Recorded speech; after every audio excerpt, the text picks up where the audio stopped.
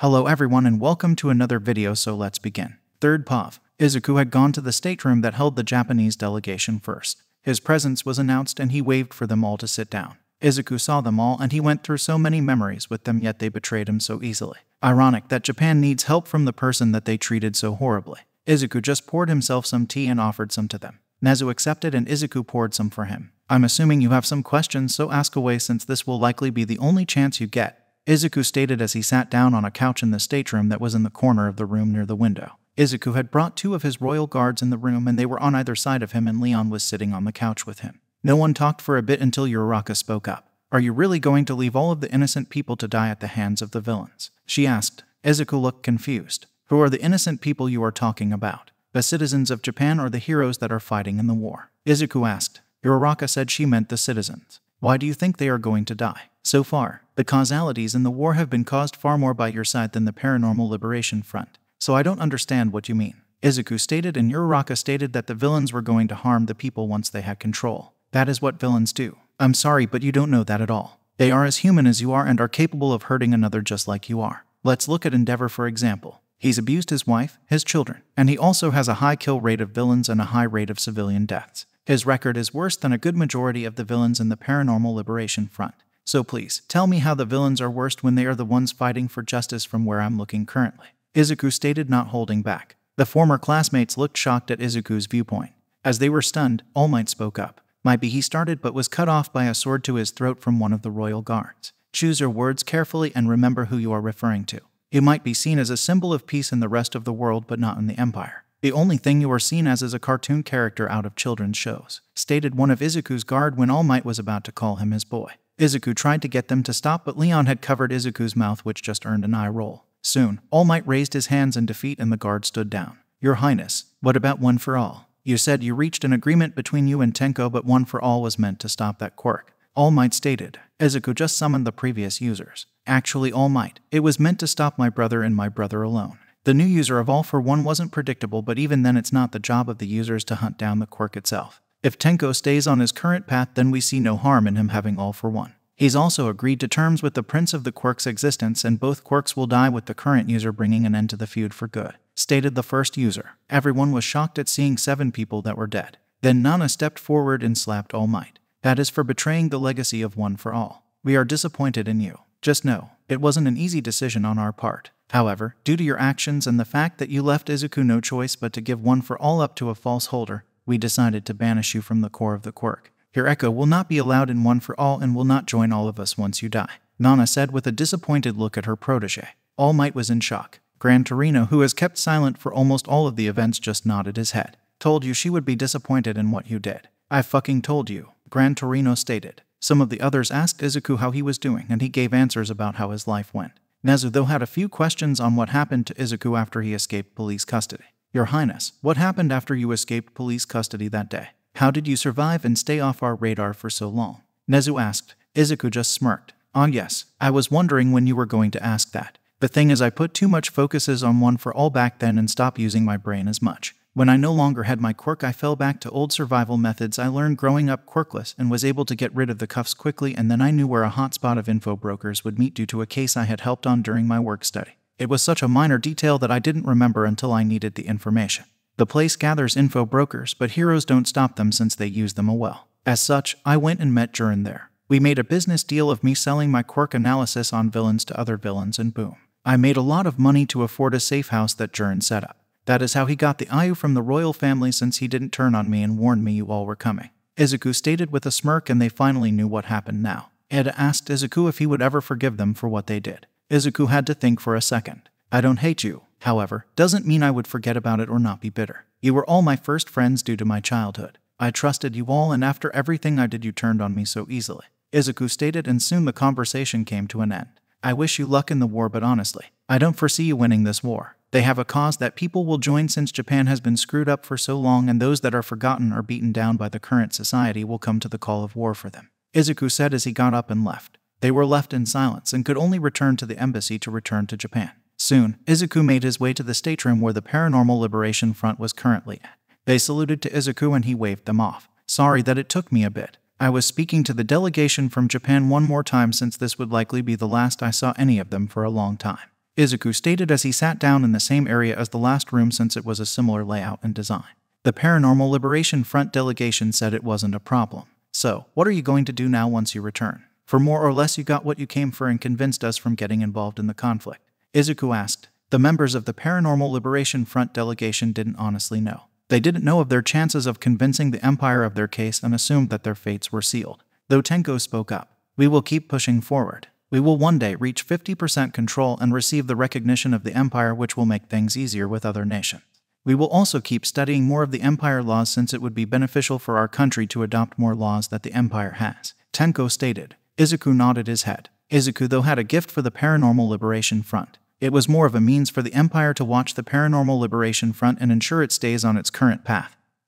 And not devolve into bloody rulership, though. I would like to offer something to help you with that objective. I have a friend that studies the laws of the Empire, and he is the one that taught me so I would be better prepared for my role. His name is Professor Delax, Izuku stated as the professor walked in. He is also a retired Empire Guard member who served quite a few years. He is a private citizen currently, so if the said professor were to fly to Japan with the delegation of the Paranormal Liberation Front as a private citizen, then the Empire wouldn't have any way to stop it, Izuku stated. Some were confused about what he meant, but the smarter and quicker ones got the meaning right away. This was a way for the Empire to extend its hand but do it unofficially. However, if a said private citizen was known to be contacting and in regular meeting with a known uprising group that isn't officially recognized by the Empire, our laws would without a doubt require him to be flagged and monitored, which would include all of his emails, phone calls, messages, and other communications, so we could monitor him and his interactions with said group, Izuku stated. Tenko got the hit quite well. The professor was an olive branch to help the Paranormal Liberation Front better their laws and society, but it was also a warning that the Empire was watching and monitoring them.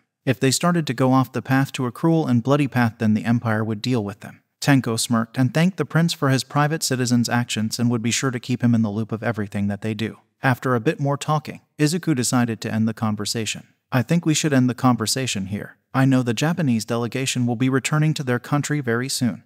At the latest tomorrow night, so I suggest you do the same to be prepared for any drastic changes in the front lines, Izuku stated as he got up and prepared to leave. Tenko just thanked the prince and instructed all of his people to return to the hotel and start packing since they would leave early in the morning.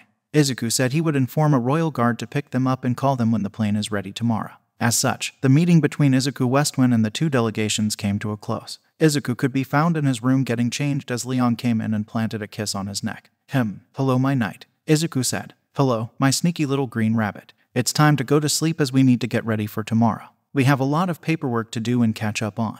You also need to get ready for the long list of audience requests from all of the knighted houses that will request to meet you, and I believe you also have a meeting with the entire council at the end of the week, Leon stated as he grabbed the remaining clothing of Izuku to change into. Soon, they went to sleep and waited for the next day to come. As they thought, there was a large amount of paperwork to do since the event created so many requests and other paperwork. Izuku only sighed and groaned at the amount of paperwork he needed to do and wanted to complain, but he knew this was his life and he needed to deal with it. Soon after about 3 hours of working, he decided to take a break and go to the garden to relax. He was hoping Leon would get off his patrol soon since he was still working as an Empire guard currently. That job wouldn't come to an end until they got married, which wasn't until next year. As such, Izuku had to suffer the paperwork alone. Though, Izuku wasn't the only person suffering.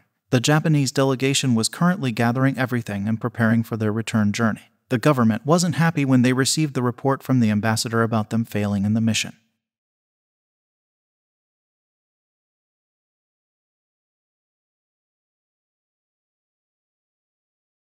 As such, they were ordered to return to the country as soon as possible to help in the damn war since the enemy has made some progress. This is due to the fact that the Paranormal Liberation Front had leaked news about Endeavor crimes the previous day, and it caused a lot of protesting from civilians, which allowed the Paranormal Liberation Front to break through the old front lines. Now, the Paranormal Liberation Front had taken the entire area around Shikoku and were getting closer and closer to taking half of the country. The moment the Paranormal Liberation Front reached the area around Mount Fuji and Tokyo, they would have gained 50% of the country under their control, and that means the Empire will recognize them as a political party, which spells a lot of trouble, since then the Paranormal Liberation Front could attempt to conduct trade agreements and other things with other nations like any other country due to the Empire's recognition. There is also another problem. Hero School sat in the area between Mount Fuji and Tokyo. If the Paranormal Liberation Front got to that point, then there goes the Top Hero School. That would more or less be a beacon to the entire world that Japan was going to lose if the Top Hero School location was lost to the villains. As such, everyone was scrambling to return sooner rather than later. Even the Paranormal Liberation Front was scrambling to get home sooner since they heard the news from the members they left behind.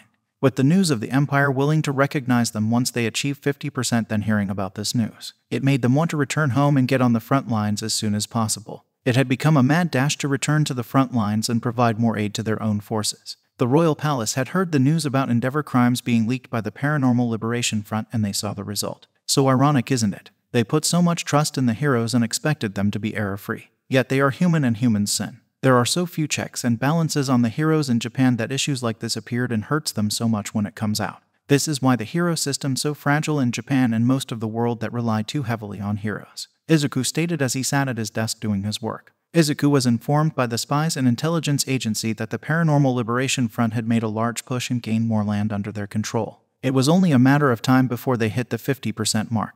There was also the fact that the Empire published the verdict about Japan's and the Paranormal Liberation Front royal audience. Normally, the Empire kept what was talked about under wraps, but this case was special since it dealt with a civil war that had two sides requesting something of them. The international reaction was interesting. Everyone agreed with the Empire's decision to not get involved, and some suggested that they should have gotten involved but on the Paranormal Liberation Front side, since other nations have been watching carefully as well but haven't public. Why acknowledge the Paranormal Liberation Front? However, it was only a matter of time before they would. The moment the Empire does it, the rest of the countries will do it, and that will seal Japan's government fate for good. Izuku just shook his head at Japan's situation. Japan, you brought this upon yourself. Years upon years of cruel treatment against your own citizens, and you never tried to fix it. The laws never improved or changed after 200 years, and you didn't honestly think this would happen. Izuku thought as he read some of the reports about the government of Japan in a free-for-all currently due to the Empire's statement and how the Paranormal Liberation Front has gained more land.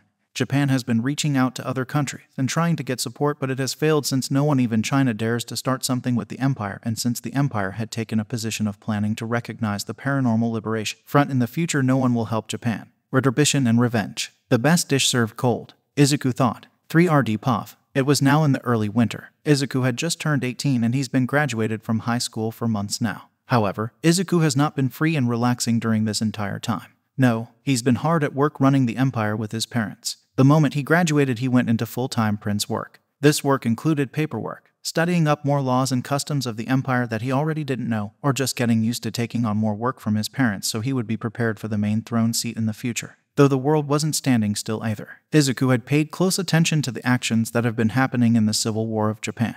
The Paranormal Liberation Front has made more and more progress over the year and a half or so. The progress was slow, but it was happening, and soon the Paranormal Liberation Front would obtain 50% control of Japan.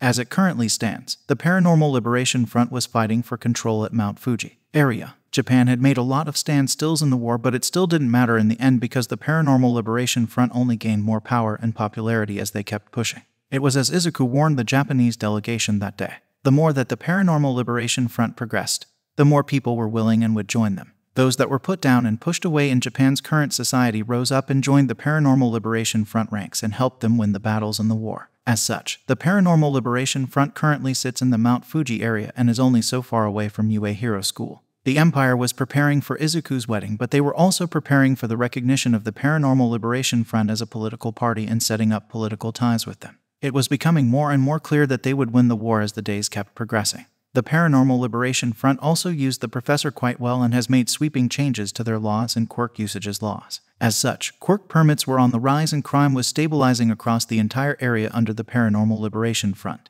People were less willing to commit crimes due to the fact that people had more legal right to defend themselves and their property from others with very dangerous quirks sometimes. As such, it became a deterrent from the more common types of crimes, which decreased the need for heroes. The Paranormal Liberation Front had actually made heroes illegal and made laws similar to the Empire on vigilante situations. They also increased the budget for police and had the hero schools start turning into schools with advanced police academies attached to them. It would be about another year and a half before the first class of advanced police officers graduated from the first school that agreed to it, and another year after that for another class to graduate, but they were moving forward to doing it. The heroes would be replaced by highly trained and specialized law enforcers that would be called the Dragon Unit or Dragons. They would be trained to deal with everything a hero could deal with, but would not be a part of the entertainment industry and work on being less flashy and more practical in dealing with threats quickly without wasting time. Overall, the public was supporting the idea and there was a large number of applications to the academy for it. The hero students that were in the controlled area were split on their opinion. half still wanted to be heroes while the other half accepted the change and joined the police academy when it was started and adapted. Those that didn't were removed and told to find another line of work. Some of these people left to the land that was controlled by the Japanese government, but some just ended up falling right back under Paranormal Liberation Front controlled land and gave up in the end. Endeavor had died in battle at the hands of his oldest son. There was a lot of public debate on removing him from his position, but the government needed war power and had decided to keep him around and didn't punish him, which led to a lot of angry protests before he met his end. This just made the government viewed in less of a favorable light since the other children of Endeavor had confirmed the story of Dabai. The fools that controlled the top level of government never learned their lesson and were desperate to keep power. The Paranormal Liberation Front had long abandoned the Namu project and categorized it as too inhumane. The doctor had been arrested and detained for his hand in the experiments when he refused to stop them and attempted to run to the government of Japan to keep doing them since he could offer it as war potential. As such, Tenko was able to ensure that no one would be able to recreate a new all-for-one quirk since he removed the anti-aging quirk from the doctor and had put it into an animal which was killed off later. Tenko wanted to keep his agreement with the prince since he didn't want to enter a feud like the two brothers did that carried for generations.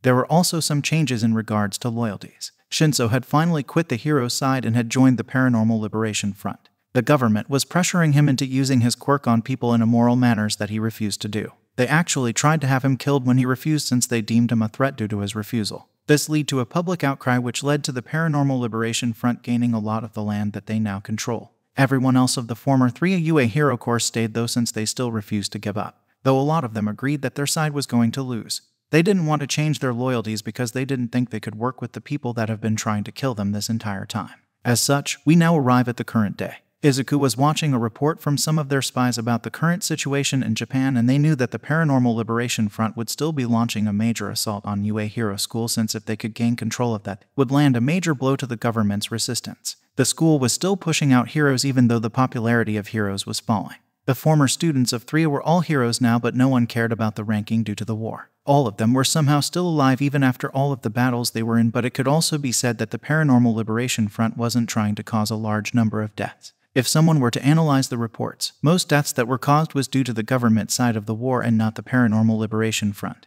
The government did a lot of attacks that lead to their men dying due to the Paranormal Liberation Front planning counterattacks that caused a massive amount of injuries, but never fatal deaths. The Paranormal Liberation Front always left them alive and allowed them to retreat, but the government was running low on ways to treat their injured due to losing so many healers and medical supplies that were on the Paranormal Liberation Front side of the land. As such, a lot of their men would die in the war due to their own plans. Overall, the war was coming to a conclusion and it would soon be decided. Izuku had planned to watch the main battle, but something surprising happened. As the battle was set to start, the UA principal raised a white flag and called for a ceasefire. The spies were able to get close to the area where the communicating was happening between both sides. The general idea was that the principal was a principal first before a hero, and he would not allow his school to be destroyed and students killed if he could help it. He set his terms for Sunder, and the Paranormal Liberation Front easily accepted it. The terms were that UA is allowed to keep operating, but instead of a hero school, they would transform into a Dragon Unit Academy with their other departments still. The principal was allowed to keep operating the school, and the students in the current hero course could choose to convert to the new training and field or leave into a different course. Izuku had to give it to Principal Nezu. He was a smart creature, and the only reason he kept on the government side the entire time was due to how deep UA was inside government-controlled land. If he tried to have the school surrender before, the government would have come in and just replaced him and the students would be forced to the front lines. Izuku knew that the principal only allowed third years to be drafted, but they had to consent to it themselves and the school wouldn't force them to go. Overall, the surrender of UA had fractured the government-controlled army and allowed the Paranormal Liberation Front to gain control of a large amount of land from the government within the following weeks, according to the reports that Izuku read. The government was pissed and had ordered the capture of Nezu dead or alive. Izuku was given a current and updated war map, and the Paranormal Liberation Front had now controlled all the land around Tokyo and everything below it. At that moment it was official, and the Paranormal Liberation Front had now controlled slightly more than 50% of Japan. The Empire was set to release a statement recognizing the Paranormal Liberation Front as an official political party and as the current leading governmental authority of Japan. The Paranormal Liberation Front delegation and the old government delegation would also be invited back to the Empire for the wedding, as Izuku was hoping to talk to Tenko and the other delegation about brokering peace and ending the civil war in Japan without any more conflict if the former government would surrender and if the Paranormal Liberation Front would agree to some of their demands depending on what they made. However, Izuku was highly doubtful of the old government accepting or the Paranormal Liberation Front accepting either, since both sides were at such odds. However, Izuku was hopeful that something good would come out of it. Though the odds were low, he could hope. As such, that is how Izuku found himself preparing for his wedding and also preparing for a peace negotiations talk between the two sides of Japan. The world was told about the prince's plan and they were all waiting to see if he could pull it off. If he was, then it would be a large testament to his skills, but if he failed it wouldn't be too bad on his image, since the situation in Japan was rough between the two sides, and even top diplomats around the world admitted to their governments that they doubted they could broker a peaceful ending. Izuku had been informed of who would be coming from the Paranormal Liberation Front delegation.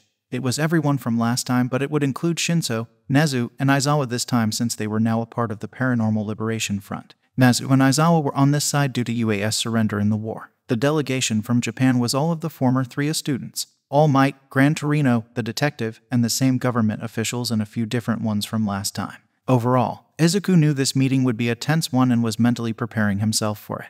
Though Leon being extremely flirty with Izuku lately hasn't been helping. Leon and Izuku knew that their wedding night was approaching and they were going to have a long night that day. However, before Izuku could get to his damn wedding night, he needed to broker the peace deal the week before his wedding. Time passed, and it was the week before the meeting between Japan's delegation and the Paranormal Liberation Front delegation. The two delegations would be arriving in the country today, and both would be staying inside the royal palace this time, since it's on these two delegations and they had enough rooms to house everyone. Izuku had stopped by the room that the peace negotiations would be taking place in and saw that it was almost ready. Izuku and Leon would be sitting at the head of the table, and the two delegations would have their own side of the table with their members. Izuku nodded his head at the staff that was preparing the room, since there would also be news reporters in this meeting recording the event. Nothing would be broadcasted live, but reports would flow out of the palace from the reporters via social media, and clips would be approved to be aired by the Royal Palace Media Relations before it was released. Izuku then headed back to his office and found Leon in it working at Izuku's desk. Leon looked up and smiled. "Hello, love. Ready to help on this paperwork for the damn peace negotiations?" Leon asked. Izuku just rolled his eyes and got to work helping. They both just sat there and worked on the paperwork until a royal guard knocked on the door. The guard walked in and announced to them that the first delegation had arrived, and it was the Paranormal Liberation Front delegation. Izuku thanked them and got up with Leon to go greet them in the stateroom. Izuku was wearing his formal but not overly formal outfit that he wore for the debut event, and Leon was wearing his Empire Guard outfit when they went to go greet the first delegation. "Hello, Tenko. I've heard much about your successful push in the war, though the surrender of UA did a good number in gaining you a large amount of land in the last standstill," Izuku stated as he walked into the room with the Paranormal Liberation Front delegation, which Aizawa, Nezu, and Shinso were now a part of. Tenko and the other members of the Paranormal Liberation Front delegation just rose as Izuku walked in and did a salute to him. Tenko thanked him for the words and providing the professor, since they had much success in changing the laws and bettering their government structure with the professor's help. Soon they all sat down and talked a bit. "Tenko, you know why I called this summit. I want to try and end this civil war now so there are fewer deaths, since it's clear that Japan will lose no matter what. The Paranormal Liberation Front has around 60% control or so of Japan's land," Izuku stated, and Tenko agreed. "As such, what are you willing to let go and compromise on to get them to agree to surrender now instead of stalling this civil war out?" Izuku asked. He needed to know where their lines were going to be. Tenko thought for a while. He took some time before answering. "Our main objective is to take control of Japan, which we will get sooner or later. We will be willing to compromise on them all being arrested and thrown in jail for the rest of their lives. One of Japan's islands can be used as an exile location," stated Tenko. Izuku nodded his head in understanding. They talked for a bit longer before Izuku and Leon were informed that Japan's delegation was at the palace. Izuku excused himself and they went to meet with them. Izuku walked into the room and was met all of his former classmates. All Might, the detective, Gran Torino, and the government officials, which included the new officials that Japan sent. For some reason, Izuku didn't like the feeling they gave off. As such, Izuku kept his guard up around them. "Hello, Ambassador. It's a pleasure to see you again," Izuku stated, and the ambassador introduced the other government agents. They were officials from the Hero Commission. That right there put Izuku on edge, since the officials from the Hero Commission weren't always good people, as seen from the Endeavor issue, Hawks, and many other cases. Izuku greeted them as well, and Izuku still didn't like the feeling he was getting from them. Izuku talked to the ambassador and tried to figure out where their bottom lines were at. "Ambassador, is the former government willing to consider surrender in this civil war, and if so, what would their terms be?" Izuku asked him. The ambassador looked ready to answer, but one of the Hero Commission officials answered and spouted some bullshit about they shouldn't have to surrender to villains and the Empire should help them turn the war. Izuku ignored them and didn't even speak to them, which pissed them off. The ambassador soon answered though. "Yes, the government is willing to consider it, though they wish to escape arrest or punishment for any perceived crimes that the Paranormal Liberation Front claims," stated the ambassador. Izuku then talked a bit more before he retired to his office. The meeting itself would happen the next day after everyone rested. However, Izuku felt off still about the Hero Commission's officers and told the royal guards to keep an eye on them more than the others and to increase security around the meeting hall and inside the meeting hall. With that, see you soon, bye bye.